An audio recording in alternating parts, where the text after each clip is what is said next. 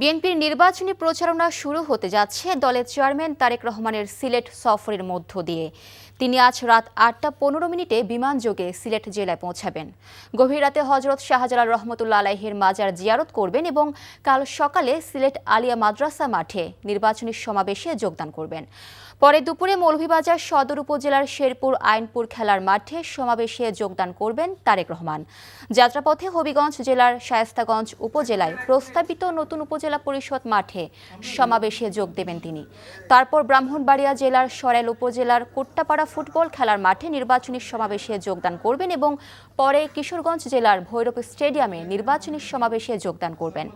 এরপর যাত্রাপথে তিনি নরসিংদী পৌর পার্ক সংলগ্ন নির্বাচনী সমাবেশে যোগ দেবেন। নারায়ণগঞ্জ জেলার আড়াইহাজারে রূপগঞ্জ গাউসিয়া এলাকায় সমাবেশে যোগ দিয়ে গভীর রাতে গুলশানস্থ নিজ বাসভবনে ফিরবেন বিএনপি চেয়ারম্যান তারেক রহমান।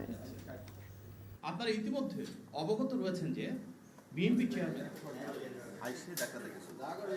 এগুলো সমাবেশের মতন করে হবে। আমরা ইতিমধ্যে বলেছি যে সেখানে স্বাভাবিকভাবে প্রচুর উপস্থিতি থাকে। আমরা দেখেছি ইতিপূর্বে স্মৃতিসৌধে যাওয়ার সময়ও কোনো নির্ধারিত প্রস্তুতি ছিল না, কোনো জনসমাবেশ ছিল না, কোনো পথসভা ছিল না, কিন্তু বিপুল পরিমাণ জনসমাগম হয়েছে। সুতরাং এই সফরগুলোতেও হয়তো সাধারণ মানুষের দলের নেতাকর্মী অনেক আবেগ আশা আকাঙ্ক্ষা থাকবে, সেটিকে ঘিরে হয়তো ব্যাপক পরিমাণ জনসমাগম হবে।